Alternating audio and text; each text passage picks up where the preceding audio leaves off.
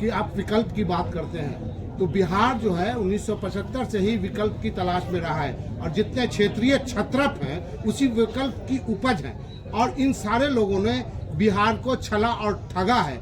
तो आप जन स्वराज जो है एक विकल्प के रूप में देखा जा रहा है, इसकी क्या गारंटी है कि पिछले लोगों की तरह जन स्वराज बिहार के लोगों को? मेरे भाई, हमारी हर भाषण को सुन लीजिए। हम हर भाषण में पहले कहते हैं कि आप बिल्कुल प्रशांत किशोर पर भरोसा मत कीजिए, आप अपने आप पर भरोसा कीजिए। प्रशांत किशोर अगर जन स्वराज बनाते, हम इसके नेता होते, हम आपको कहते कि हम आपका ठीक कर देंगे, तब न धोखा देते। हम तो आप हमारी भाषणों को जाकर सुन लीजिए। हम ये कह रहे हैं कि कोई प्रशांत किशोर 10 प्रशांत किशोर आ जाएगा तब भी आपका जीवन नहीं सुधरेगा। आपको अपने आप में, अपने वोटिंग बिहेवियर में सुधार करना है और दल अगर बनाना है तो सबको मिलकर बनाना होगा ताकि कोई किसी को न ठगे। अगर बिहार के 10 लाख लोग मिलकर दल बना रहे हैं तो सब लोग तो एक दिन में नहीं परिवर्तित हो जाएगा। प्रशांत किशोर तो ठग सकते हैं। आपने कहा पहले हुआ है, पहले किसने यहाँ बिहार में सबसे संवाद करके मिलके इतनी बड़ी पदयात्रा करके किसने दल बनाया है? यहाँ दल तो आधा मिनट में बनता है। जो दल बनाया वो कहा कि हम इसके नेता रहेंगे और हमारे बाद हमारे बेटा रहेंगे।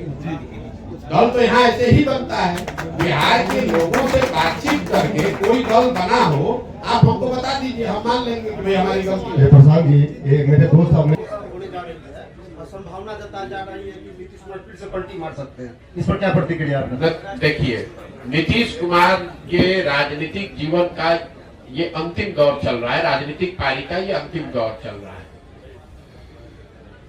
नीतीश कुमार को खुद नहीं मालूम है कि वो कहां हैं और कहां रहेंगे। इतना मैं जरूर कह सकता हूं कि लोकसभा से पहले अब उनके पास कोई विकल्प नहीं है। उनको चुनाव तो महागठबंधन में ही लड़ना पड़ेगा। इसलिए नहीं कि वो पलटी मारना नहीं चाहते हैं, इसलिए कि अगर पलटी मारेंगे भी तो कोई लेने वाला भी तो होना चाहिए। अब आज के तारीख में उनको कोई लेने वाला भी नहीं बचा है। नीतीश कुमार राजनेता के तौर पर और जदयू दल के तौर पर अब बहुत बड़ा बोझ हो गया है। जो उसको उठाने का कोशिश करेगा वो भी उस बोझ के तहत नीचे दब के मर जाएगा।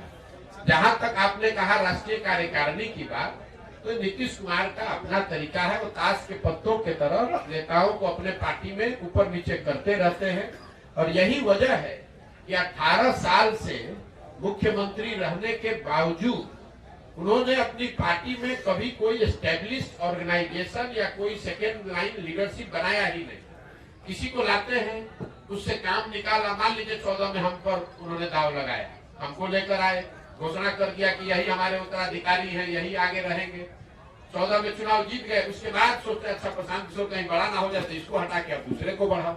इस चीज का मलाल है सर? बिल्कुल मलाल नहीं है। आप हमको नहीं जानते हैं। हम जीवन में वो लोग नहीं हैं जो किसी निर्णय पर मलाल करें। हमारे माता पिता और हमारे गुरुओं ने सिखाया है कि जीवन में जो आप काम करते हैं उसके अगर उसमें आपको कुछ गलती हो जाए तो उससे 2 रास्ते आपके पास है। एक, आप अपने निर्णय और अनुभव के आधार पर सीख सकते हैं, सीख कर आगे जीवन में गलती न करें ये कर सकते हैं, या उसका मलाल कर सकते हैं। हम मलाल करने वाले लोग नहीं हैं।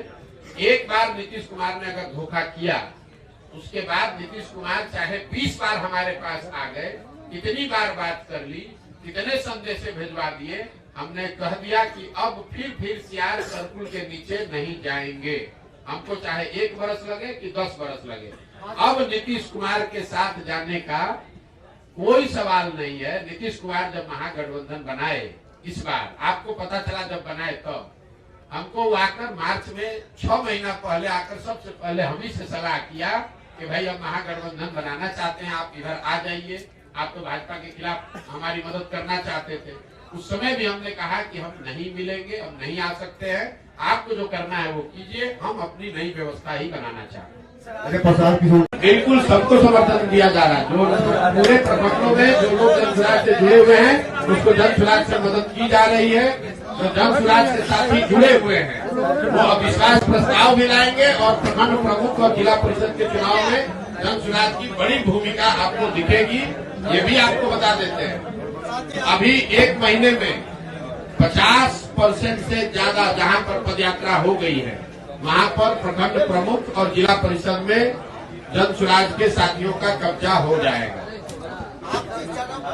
अभी टेनिस वार्ता कर रहे हैं। एम्स के लिए यह जगह चिन्हित किया गया था, फिर यहाँ से उठ के चला गया गठन में। क्या लग रहा है दरभंगा में एम्स बनना संभव है?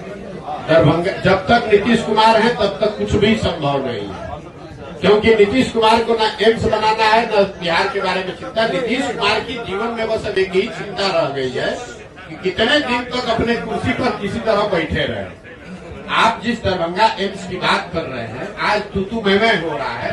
दरभंगा एम्स का जब निर्णय लिया गया उस समय नीतीश कुमार किसके साथ थे? भाजपा के साथ थे। तो 2020 से लेकर काहे बैठे रहे 2 वर्ष तक? करा लेते। आज जब भाजपा के अलग हो गए हैं तो कह रहे हैं कि केंद्र वाला नहीं करने दे रहा है। कल फिर भाजपा में चले जाएंगे तो कहेंगे अरे छोड़िए ना, इस एम्स कोई मुद्दा है, हम तो डीएमसीएच को बोल दिया है, किसी को एम्स जैसा बना दिया है।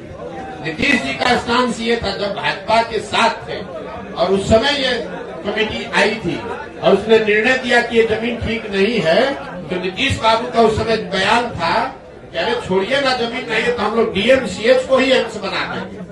आज जब भाजपा से अलग हट गए तो फिर जमीन का मुद्दा उठा रहे हैं।